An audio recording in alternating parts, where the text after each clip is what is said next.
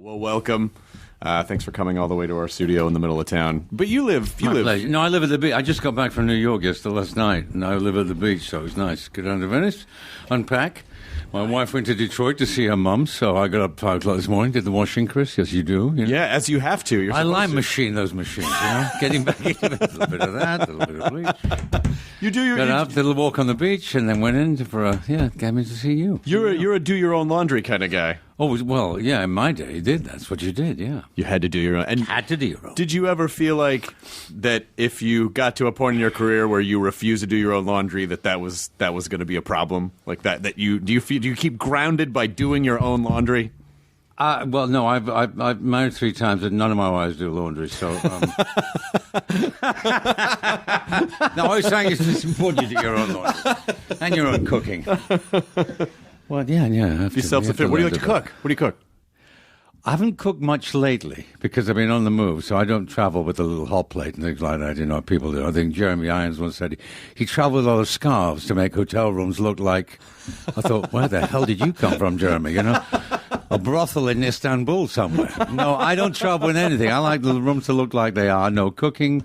Now, you know, well, it used to be difficult. I mean, I remember the old days when you do a play outside London, you was nowhere to eat. You do a play, you finish and be like, you go to the local Chinese and have chow mein and chips. Right. After the theatre. There's nowhere else open, either an Indian or a Chinese restaurant. No, now, of course, it's all everybody. They don't want to be in rock and roll. They want to be in cooking. Right. Chef, you know, or the shows on TV. But nobody cooks anymore, you know that. These cooking shows on TV, baking shows, cooking shows, they're hugely popular. But nobody actually people just like does it. Watching Exactly. people cook. They buy the books, they give them Christmas, but nobody cooks anymore.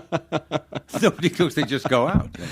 Well, have you been married since 1980? Nice, since 70, yeah. Since 1980. Yeah. So, I just got married in August. What is some good, solid wedding advice? Spend a lot of time apart. Especially in the bathroom.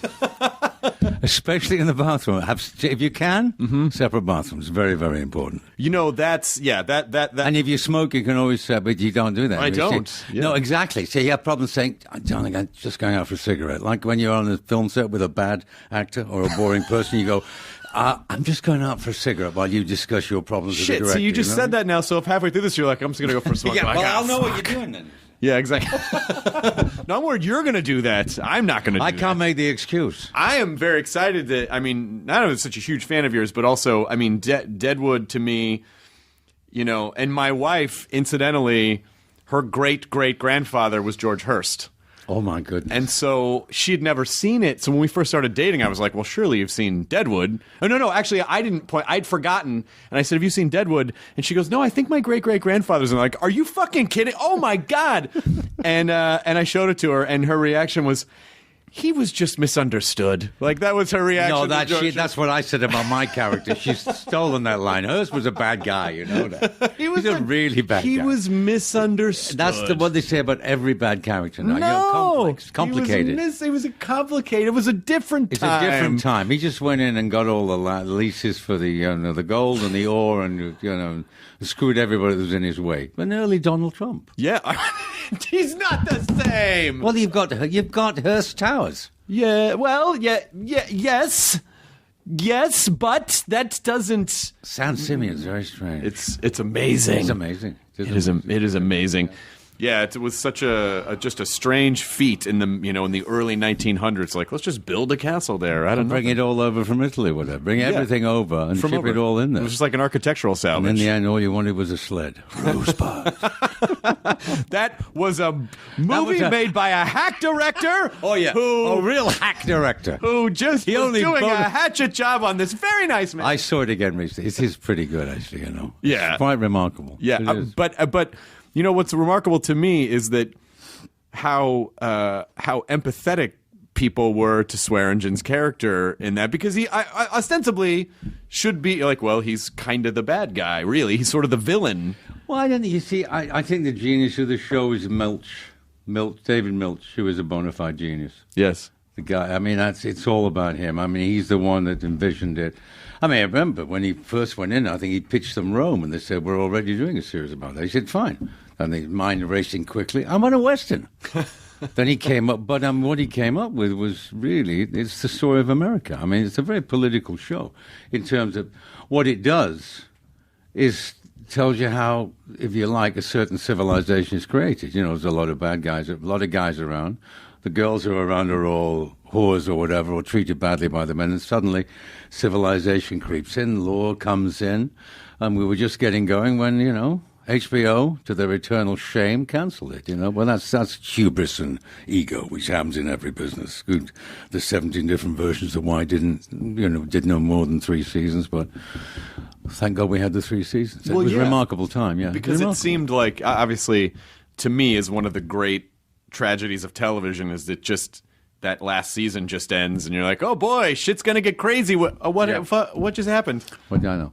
But you guys thought it was coming back at the time. Well, we've been told, and then suddenly, but of course they hadn't picked up those little slips of paper, which say, you know, on a month.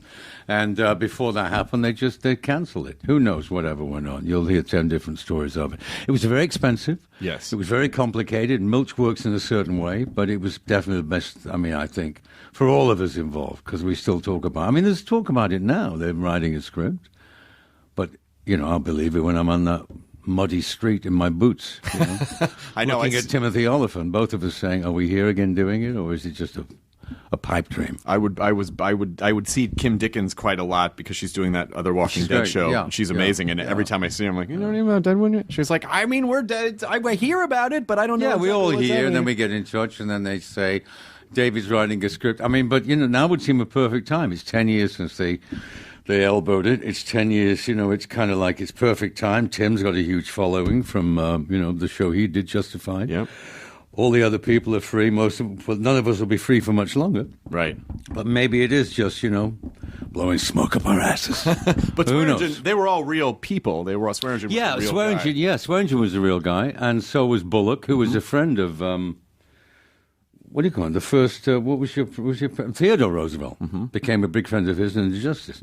It was all based on real stuff, but obviously Milch took his liberties with it, whatever. I don't think that Swearengen, the original guy, was half as interesting as Milch wrote him to be, you know, and got the gift of playing him. Everyone was. I mean, it was like that's Old Milch, West Shakespeare. But that's what Milch does. Milch's genius is that he didn't have me come down the stairs every week and kill somebody and make a long speech, which he would if it was on, right, you know, normal TV. What he did was he built every guy and every woman on that show had their own individual personality, and it was the story of the town. And as the town grew, and how, you know, Swearengen learned to live with Bullock. Bullock learned to live with him. It's like, you know, you take care of your side of the street, I'll take care of mine. And then when Hearst came in, they both realized that's real power. Yeah. How do you deal with real power? You shut your fucking mouth until something happens. That's why it was all, you know, you didn't have any big face-offs between Swearengen and Hearst, because what? Well, Swearengen knew it was ridiculous. You know, he got the pleasure of killing one of his men, but that was it. Oh, and that, by the way, I'm sorry to interrupt, but that fight scene between your guy and his guy. Oh, yeah, that was phenomenal. And the genius part about it was how much it fucked him up for, like, because it's so graphic, and he rips the guy's eyeball out, and he, I think in most television shows, you know, he'd write it up and be like, yeah, I just killed that guy. But it legitimately shakes that guy, and you see everyone's vulnerability. Well, I think that's what the show did. The show did, you know, upended norms. It wasn't a typical TV show. I mean, it's a long time ago now, you know. I mean, we did the pilot 14 years ago. Oh, my God. 2002. That's crazy. Then we waited a year before they started the show proper in August 2003. Then we did 3 years. Seems like a lot longer. It seems like we did more shows than we did, because it was a remarkable time for everybody. I mean, it was, you know, everybody got on. Everybody brought their A game. It was a remarkable 3 years of experiencing other actors who just loved being there. Who was Al to you? Did your relationship with him kind of develop through the 3 seasons? Yeah, well, it developed through, I think it developed through David. I mean, because David writes in a way which they gave him space to at the time, obviously, because we cancelled after 3 years, they got a little wary of it. But David tends to write a scene, then sees it played, like most good showrunners do, and then sees where that's leading to and then doesn't sort of shoot the next bit. He goes back and rewrites.